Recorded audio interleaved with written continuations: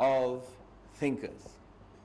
And Pakistanis have a unique advantage over so many other countries, because our presence, our population is not confined to Pakistan. I would say that Pakistanis are present in every nook and corner of the globe. And we contribute to all walks of life internationally as well, but Wahabi, Pakistani students, I was one far more recently than much of you, are a large segment of the population of international students at any given university in the United Kingdom, in the United States, and even in many universities in the East. And that means that if we were to effectively engage the intellectual capital of Pakistan within and without the country, particularly to engage with the youth who have a stake in our future, but also those who've reached the pinnacle of their careers and have gained a lifetime of experience. If Pakistan was to conduct informed, I'd say foreign policy, but actually informed policy making in general, that was a result of a healthy and open debate and dialogue, we would be better for it as a country. So I would very much like for the Foreign Office to at least work in close coordination with your institute and engage the hard-working individuals over here. Not necessarily saying that everybody will agree on all topics, but surely with your contribution and with your input, we can conduct a far more informed foreign policy. And the importance of foreign policy, I don't need to remind all of you. It not only is a question of Pakistan's national interests, our security interests, or our economic interests as a theoretical subject, but it is a direct impact on the lives of every single Pakistani.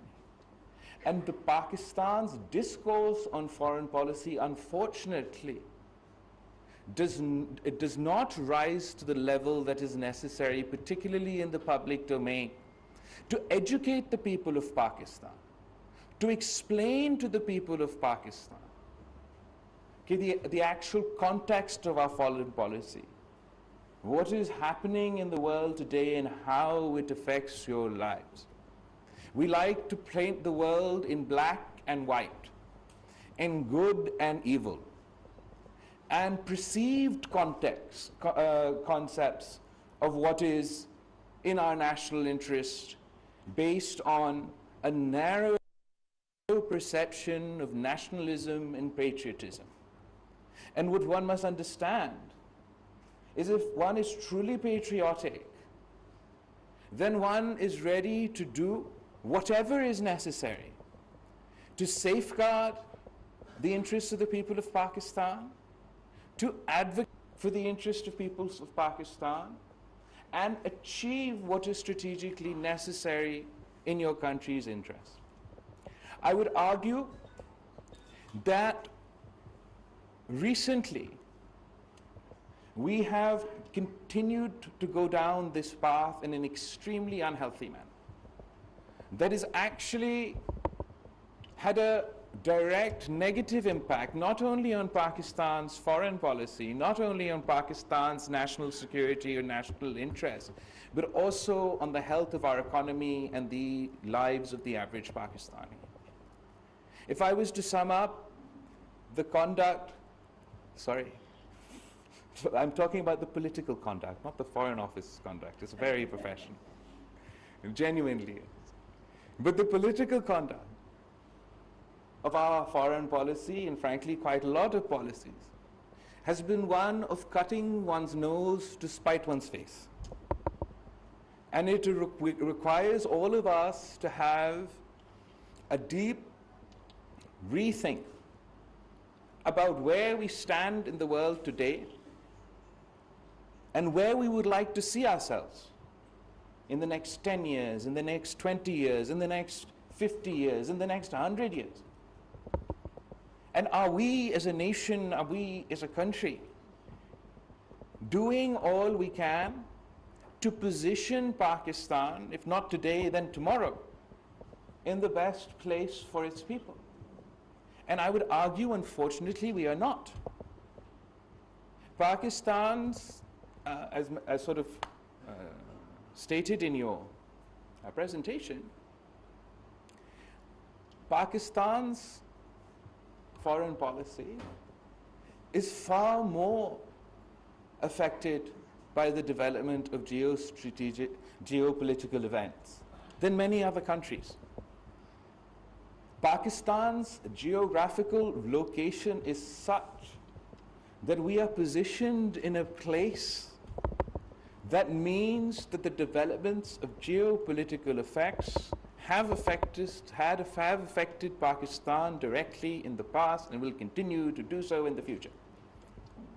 Our neighbor to the north is China, our all-weather friend. Whether we like it or not, we will never be able to change the fact that India is also our neighbor. And on the other side, we have Iran, from where I've just returned on my first official visit as foreign minister, and of course, Afghanistan. So it is very easy to see that the development of global geopolitical events have had a direct impact on Pakistan. But have we been conducting ourselves in a way that engages with these challenges, sees them as not only challenges, but also an opportunity? I don't think we have been. Or if we have been, I'm sure we've been trying to, but there's a lot more potential which is just waiting to be unlocked. Diplomatically, economically, culturally, politically, we believe that engagement is the answer. When I say we're cutting our nose to spite our face, I mean that if we're not even going to try and engage on the basis of one issue or the other, then how can we hope to impact or change the course of events? Because the decision Pakistan makes, I believe, not only it will change the course of events or the direction that our country will take, our people will take, our economy will take, but the decisions that Pakistan takes and its conduct will directly impact world events. Ambassador, you talked about the presumption, the way that most of the world is seeing global events developing today, of global power conflict, great power conflict. Now, is this great power conflict in the interest of Pakistan? And can Pakistan do anything to mitigate, avert, or play its part, rather than increasing conflict, increasing tensions, but actually to reduce tensions, to play a bridge, to play a role, to enhance engagement? I believe we have in the past, and we can do so again. If it is in the context of our relationship with China, there is no doubt that Pakistan's relationship with the people of China will continue to grow from strength to strength. We are committed to our economic engagement. We have achieved quite a lot through the China-Pakistan economic corridor, and there's much more for us to unlock as far as our economic potential is concerned. But if the development of global events take the trajectory as we see today, then it surely doesn't serve Pakistan's interests that a great power conflict break out in our neighborhood. And the consequences for that, for our people and for our region, are significant.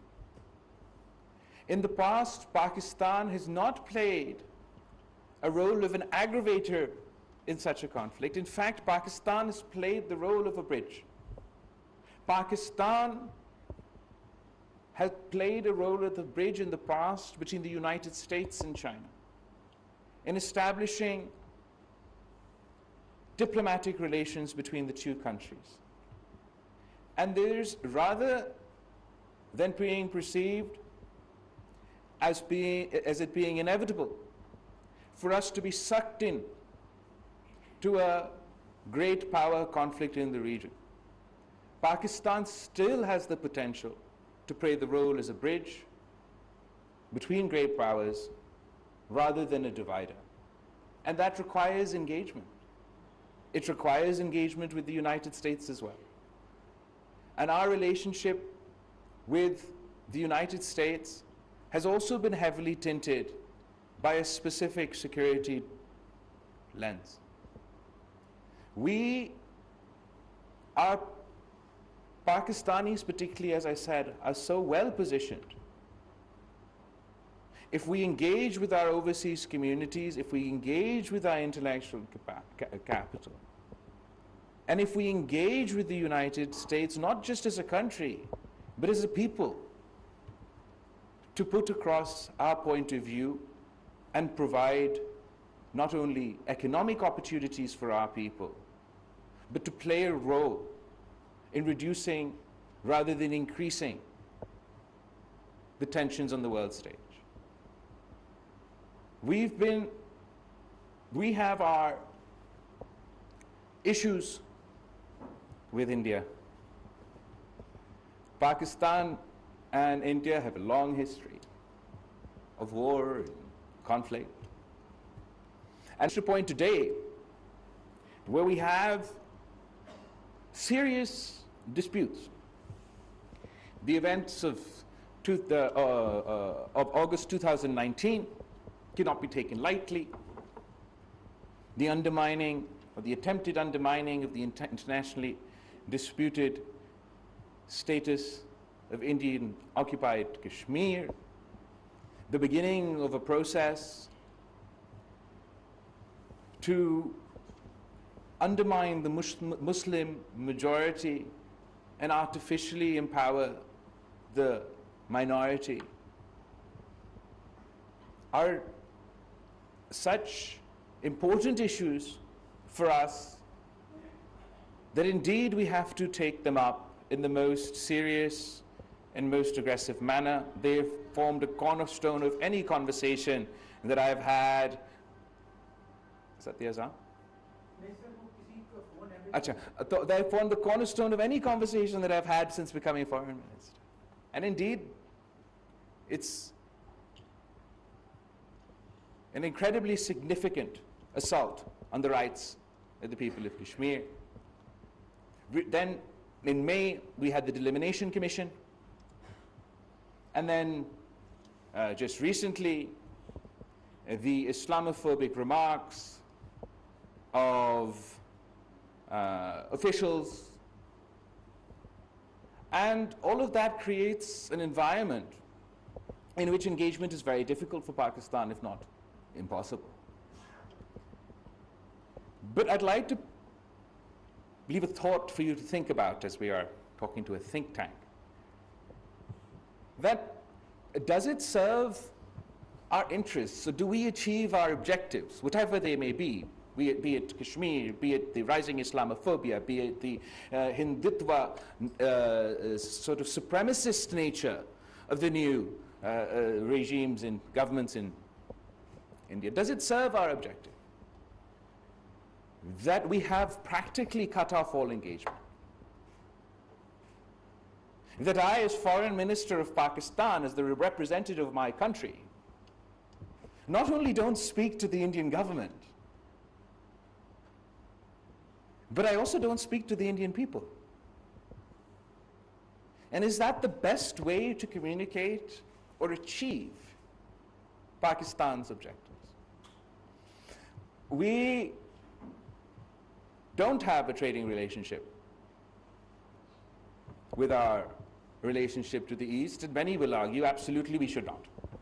The environment is not as such, and given these outrageous assaults on our principled positions, it would be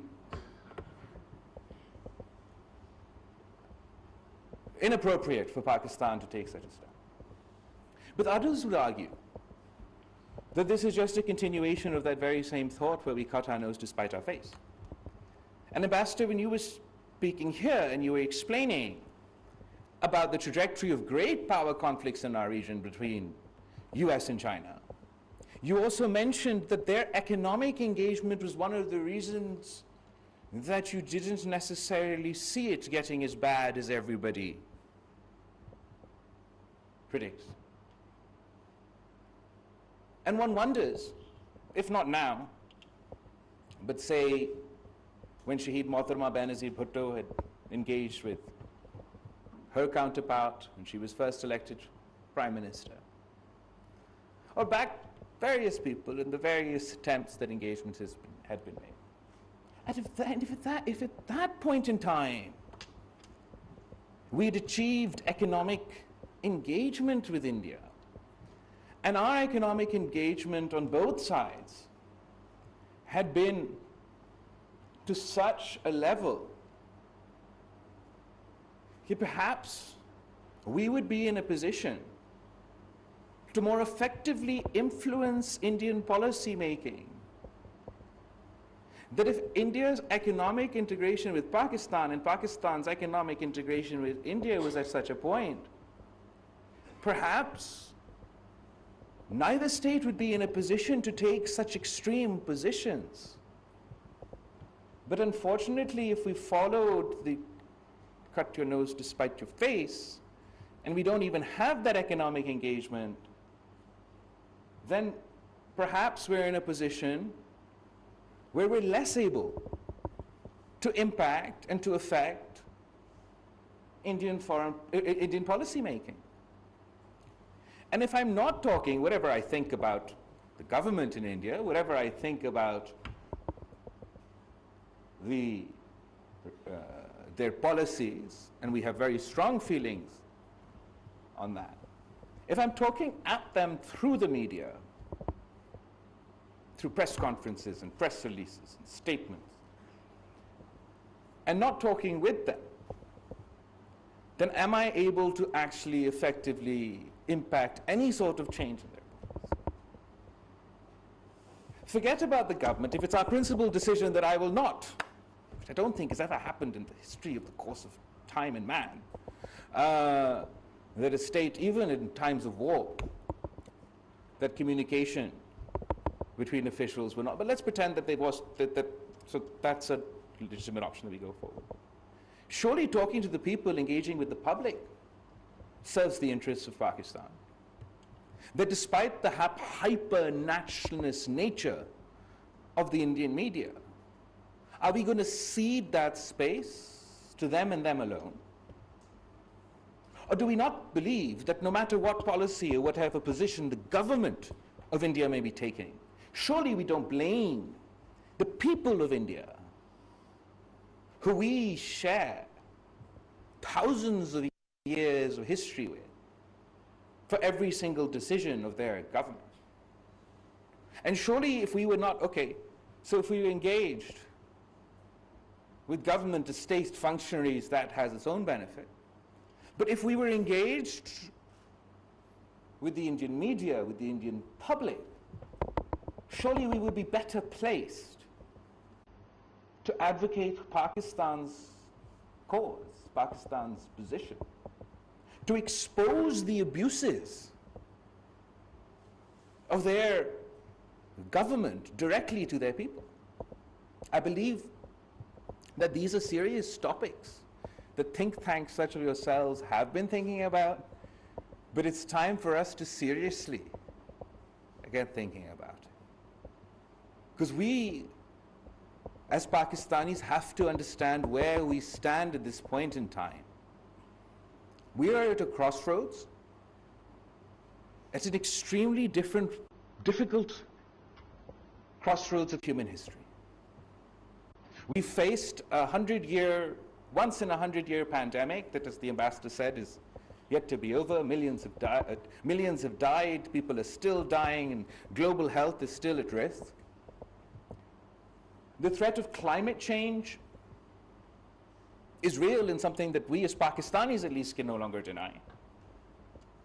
If Jacobad is experiencing 51 degrees heat in spring, if we are in what seems like a perpetual drought facing water scarcity levels of 60%, if our crop year after year suffers drastic damage,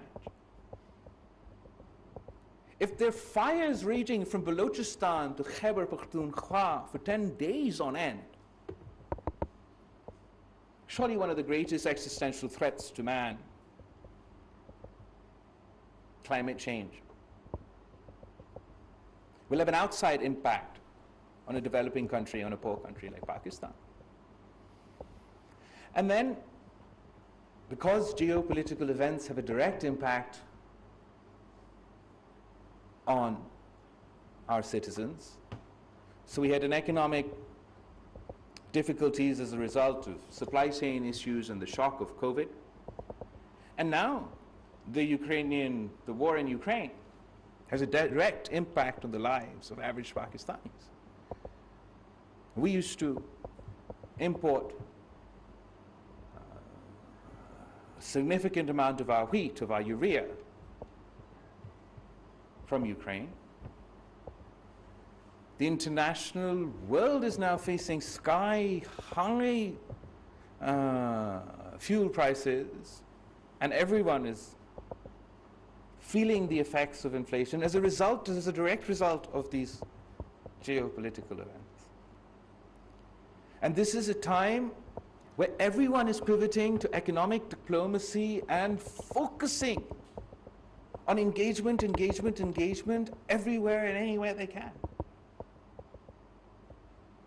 And it is unfortunate that human history will record, but it will record this. When we were facing the existential threat of a pandemic and of climate change, the world decided to go to war, but that's what they decided to do. In Europe, there's a war, the tensions and conflicts threatening to spill out all over the place. Our own neighborhood, Afghanistan, I'm going to read your book, but, well, is extremely at a difficult crossroads in their own history. Because of geopolitical events, we've never reached the true potential of our economic potential with our neighbors in Iran. And now we have to race against time. The unity government is inherited in Pakistan, where wherever you look, there's a crisis. Internationally isolated, internationally disengaged for one reason or another. Economically, you've inherited an IMF deal that is stale, that is out of date, that is pre-COVID, that is of the fall of Kabul, that is pre the Ukrainian and Russian crisis, that is pre the global economic recession. But that is what you've got. Then you've inherited such economic decisions that can only be described as a suicide attack on our economy, that not only make things difficult for Pakistan, but obviously make things incredibly difficult for the average Pakistani. You've inherited institutions that have faced challenges throughout our course of our history, but in our view for the last 3 to 4 years, have been playing rather than a constitutional role, a more controversial role, while we're hoping for a transition back towards constitutional role that poses its own challenges. And whether it is on the economy, whether it is our domestic challenges, and whether it is our foreign policy, everybody has come together in this unity government to address these issues together. I'm manning our foreign policy and our international challenges. Others are manning their own forts. And we're working together under incredibly difficult circumstances, not only for us and for the world. And it's time for all of us to start thinking of new ways for Pakistan to conduct itself, internally and externally, with the sole objective of not benefiting me or not benefiting any one individual, but benefiting the people of Pakistan over any perceived notion of hyper-nationalism or hyper-patriotism. The most patriotic thing we can do, as I can do, as the Foreign Minister of Pakistan, is to conduct a humble foreign policy based on the reality of challenges that face my country, to be firm in our positions, to be firm in communicating the interests of my people, but to never be arrogant, because we cannot afford it, our country cannot afford it. So I'm once again extremely grateful for this opportunity to address you today, and I look forward for my ministry working closely with your institute for us to think of ways to together address the challenges that we are facing. Thank you so much.